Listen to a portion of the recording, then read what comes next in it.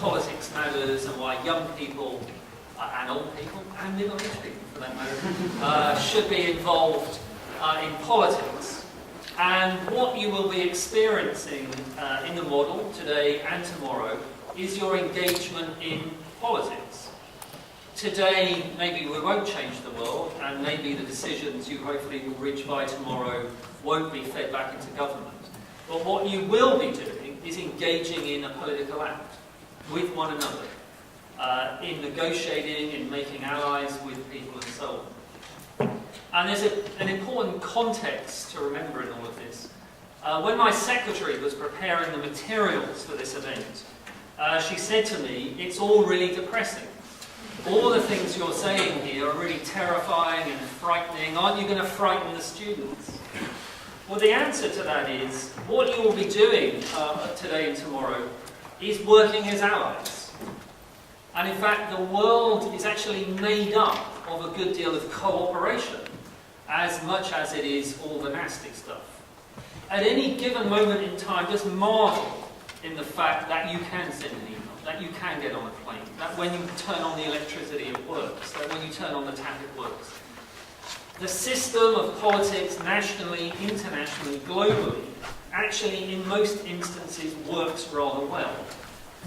Even in an era of poverty and famine and disease, the incidence of those things is on the decline. We are in an era, in fact, in which people are wealthier, they live longer and so on. And they are able to do that because they cooperate with each other. And what you will be engaging in over the next 2 days is an act of cooperation, and it's worth remembering that. NATO is an alliance. You will be working with allies.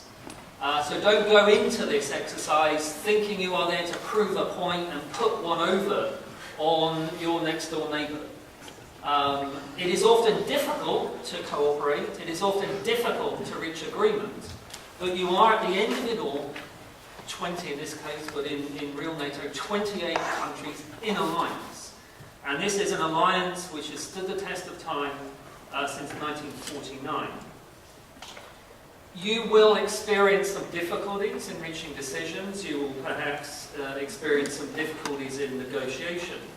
But NATO's great strength is it usually gets there in the end. It may sometimes take a little bit of time. It may sometimes feel rather anxious as the process of negotiation is going on. But come what may this afternoon, NATO will issue a declaration. And I hope tomorrow you are able to issue a declaration in model NATO. We heard just now also about a charter. Now, NATO has an equivalent, the North Atlantic Treaty, which was signed and agreed in 1949, 14 articles, 2 pieces of paper, 2 pages of paper, and it is still in effect. And some of the values you just heard are imbued in that document. And when you engage in the model, take a look at that treaty and its clauses. That is the basis of the actions upon which you'll be undertaken. And finally, and in a second I'll hand you over to a representative from the North Atlantic Council. Remember, what you're engaged in over the next day or two is meant to be enjoyable. Okay? I assume your teachers are not here assessing you. This is not feeding into some piece of modular work you have to do.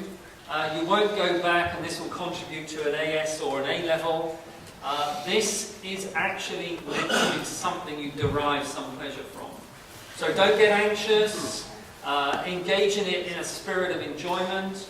If you need any help, there are plenty of people around to help you, and in the session between 2 to 2:45 I'll introduce you to the various people who are here to organise. But ultimately this is politics, but it's politics hopefully with a smiling face.